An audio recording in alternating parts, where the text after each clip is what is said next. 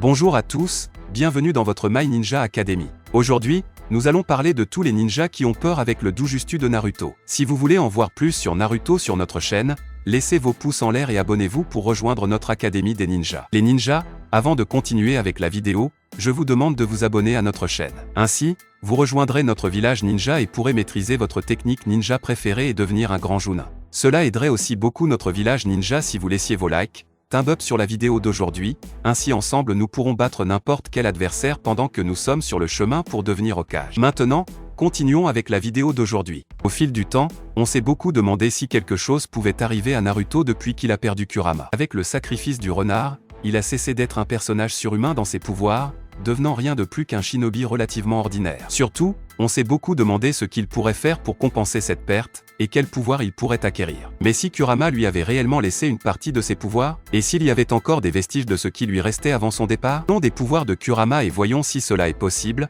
ainsi que les pouvoirs qui pourraient être éveillés grâce à ces possibilités. Kurama, plus connu sous le nom de Nine Tails, était l'une des 9 bêtes à queue. Des siècles passés à être considéré comme un monstre irrationnel et recherché comme un outil de guerre ont fait que Kurama déteste les humains. Après avoir été scellé dans Naruto Uzumaki, Kurama tente de conserver sa vision cynique du monde, mais avec l'insistance de Naruto à le traiter avec respect, le renard surmonte sa haine et s'efforce d'utiliser son pouvoir pour le salut du monde. Kurama était largement connu comme le plus fort des 9 biges. Hashirama Sanju, qui pouvait soumettre le renard, le considérait comme trop puissant et dangereux pour être laissé en liberté. Même avec seulement la moitié de sa puissance, Kurama restait assez fort pour vaincre 5 autres bêtes à queue en même temps. Après la 4e guerre mondiale des shinobi, la pleine puissance de Kurama fut restaurée une fois ces deux moitiés réunies au sein de Naruto, ce qui permit de vaincre le golem géant de Tonri et la construction élémentaire de Momoshiki Tsutsuki. Le sommet absolu de sa puissance pouvait même vaincre Ishiki Tsutsuki de manière décisive. Kurama est ensuite devenu capable de se manifester à l'extérieur de Naruto, permettant aux deux de se battre indépendamment et loin l'un de l'autre. Même pour une bête à queue,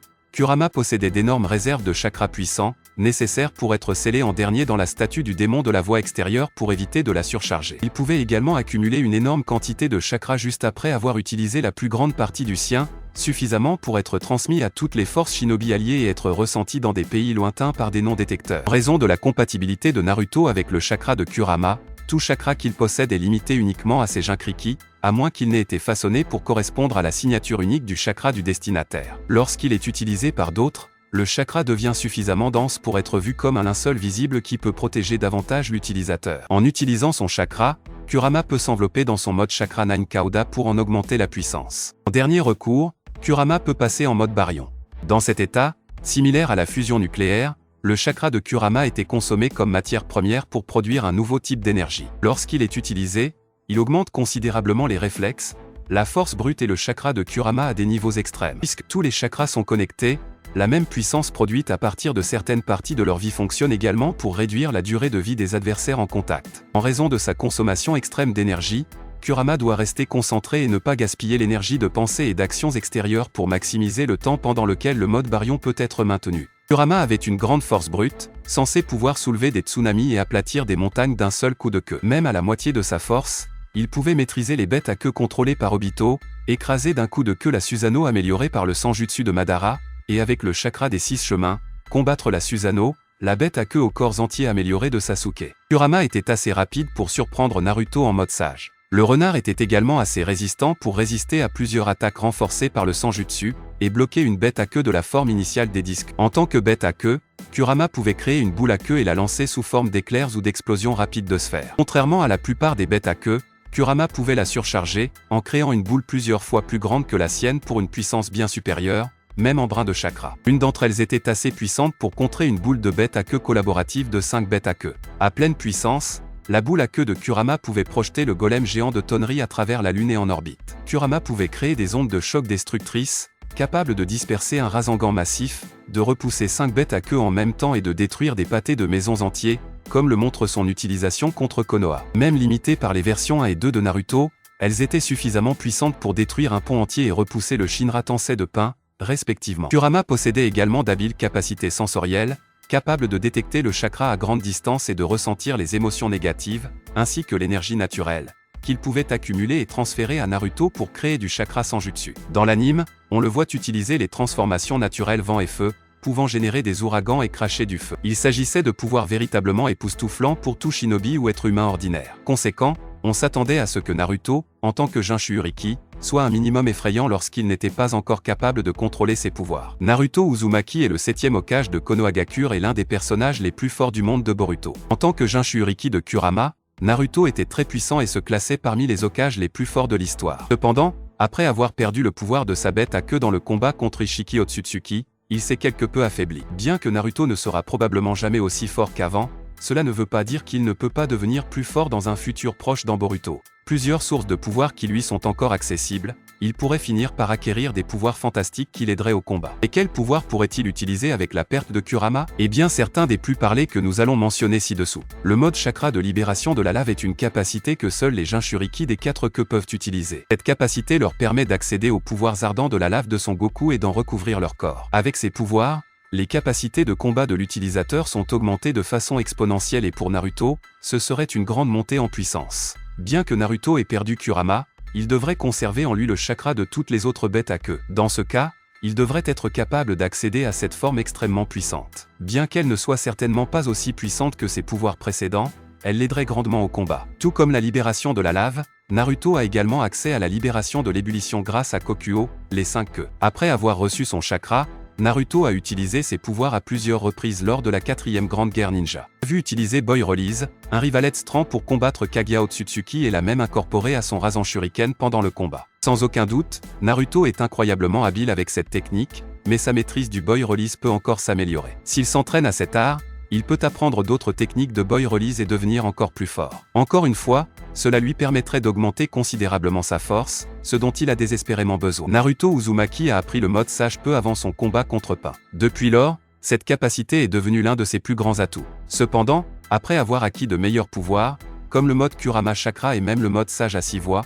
Naruto a rarement utilisé le mode sage. Il n'a donc pas réussi à améliorer son utilisation de ce pouvoir. Après avoir perdu Kurama, Naruto doit s'entraîner à nouveau aux arts du mode sage et ainsi améliorer son utilisation. Un mode sage amélioré pourrait l'aider à devenir beaucoup plus fort et peut-être même à affronter à nouveau un Otsutsuki, même s'il n'a plus le pouvoir de Kurama. La libération du bois est un Kekkei Genkai exceptionnellement puissant qui appartenait au premier Hokage de Konohagakure, Hashirama Sanju. Grâce à ce pouvoir, Hashirama est devenu une menace majeure au combat, comme on a pu le voir lorsqu'il a même pu se battre contre des personnages comme... Bien que plusieurs autres personnages aient exercé la libération du bois par la suite, aucun ne l'a fait avec le même niveau de compétence qu'Hashirama. Naruto Uzumaki, ayant accès à ces cellules, pourrait finir par apprendre la libération du bois. S'il le fait, il obtiendra l'un des Kekkei Genkai les plus puissants de l'histoire qui le ciblerait grandement au combat. Avec ses pouvoirs, Naruto serait capable de contrôler complètement le terrain en combat et même d'absorber le chakra de ceux qui l'affrontent en combat. Sans aucun doute, cela l'aiderait grandement en tant que combattant. En plus de la capacité à utiliser Wood Release,